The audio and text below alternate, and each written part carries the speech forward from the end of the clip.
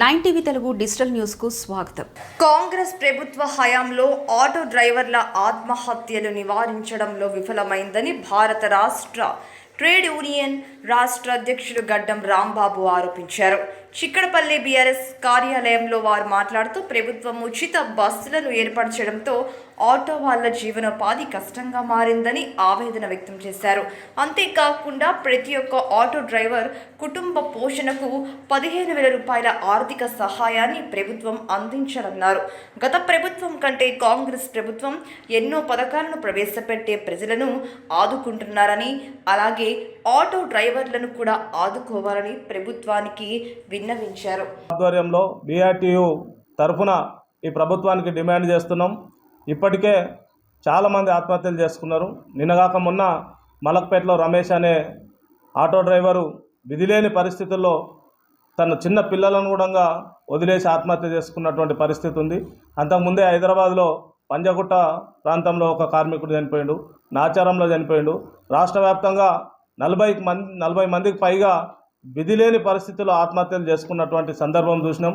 ఒక కార్మికుడు అయితే నేనేం చేసుకోవాలి, ఈ ఆటోను నాకు రోజు గిరాకీ లేని నేనేం చేయాలని చెప్పేసి స్వయాన ప్రగతి భవన్ ముందు నిప్పంటించినటువంటి సందర్భం కూడా మనందరం చూసినాం. కాబట్టి ఈ ప్రభుత్వం మాత్రం నిమ్మకు నీరెత్తినట్టుగా, దున్నపోతు మీద వర్షం పడ్డట్టుగా ఈ శాఖ మంత్రి కూడా మీటింగులు పెడుతున్నారు. ఏదో పొన్నం ప్రభాకర్ అదైతే దున్నపోతు మీద వర్షం పడ్డట్టే ఉంది. అది ఆ మంత్రికి అదే వర్తిస్తుందని చెప్పేసి ఈ సందర్భంగా తెలియజేస్తున్నాం. అంటే సోమవారం రాత్రి మలక్పేటలో రమేష్ అనే ఆటో డ్రైవరు వ్యాపారం జరక్క కుటుంబాన్ని నడుపుకోలేక ఆత్మహత్య చేసుకున్నాడు. 2 పిల్లలు అతనికి రోడ్డున పడ్డారు. కరోనా సమయంలోనే పాపం అతని భార్య చనిపోయింది. ఈ రకంగా ఇటీవల కాలంలో ఆటో డ్రైవర్లు వ్యాపారం లేక దాదాపు కాంగ్రెస్ ప్రభుత్వం వచ్చిన తర్వాత మరణించిన వాళ్ళ సంఖ్య సుమారుగా 40కి చేరింది. అయినా ఈ ప్రభుత్వానికి చీమగుట్టినట్లేదు, దున్నపోతు మీద వర్షం కురిసినట్టుగా వ్యవహరిస్తున్నారు. ఇది చాలా తప్పు. ఆటో డ్రైవర్లు యూనియన్లు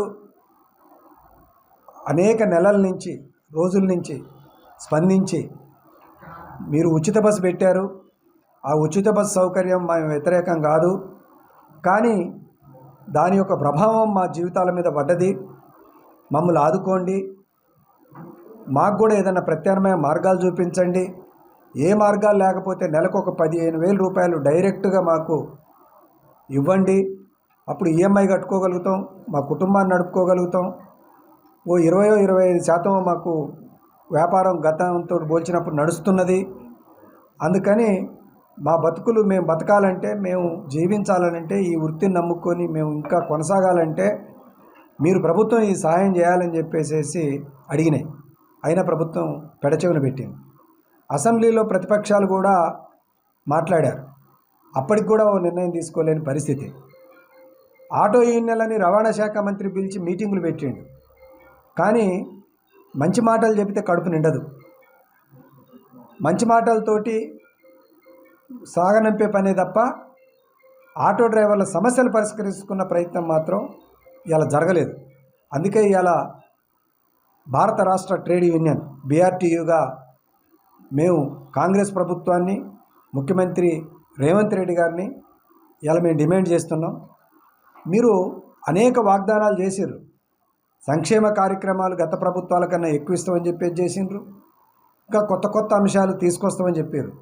అవన్నీ ఒక భాగం. కనీసం ఉన్న బతుకునే ఉండనియండి. వాళ్ళు ఇంతకుముందు ఎట్టయితే బతుకుతున్నారో ఆ బతుకును బతకనియండి. వాళ్ళ బతుకును బతకనీయకుండా మీరు చేస్తున్న విధానాలు వాళ్ళు చచ్చిపోయేటట్టుగా తయారైనాయి. దీన్ని అర్థం చేసుకోవాలా, ఇమ్మీడియట్లీ జోక్యం చేసుకోవాలా, ఆటో డ్రైవర్లకు ఒక మనోధైర్యాన్ని ఇవ్వాలా, ఆకలి చావులని, ఆటో డ్రైవర్ల చావులను ఆపేటట్టుగా చర్యలు తీసుకోవాలని చెప్పేసి ఇలా బీఆర్టీయూగా మేము డిమాండ్ చేస్తూ ఉన్నాం. ఆటో డ్రైవర్ మిత్రులకు కూడా మేము విజ్ఞప్తి చేస్తున్నాం. సాగుతోటి సమస్య పరిష్కారం కాదు. ఒక్కళ్ళు చచ్చి 4గురికి సమస్య తీసుకొస్తారు. మిమ్మల్ని నమ్ముకున్న భార్య, మిమ్మల్ని నమ్ముకున్న మీ బిడ్డలు, వీళ్ళందరూ బజార్న పడి అనాథలు అవుతారు. మీరు మరణించొద్దు, కష్టపడాలా, అవసరం అనుకుంటే ఎదురు తిరగాల, సంఘంగా ఏర్పడాలా, ప్రభుత్వం మీద వ్యతిరేకంగా కొట్లాడాలా, మన సమస్యని పరిష్కరించుకుంటే అనుగుణంగా వ్యవహరించాలి తప్ప ఈ రకంగా అధైర్యంతో ఆత్మహత్యలు చేసుకోవద్దని చెప్పేసి ఆటో డ్రైవర్లకు కూడా మేము అందరికీ విజ్ఞప్తి చేస్తూ ఉన్నాం.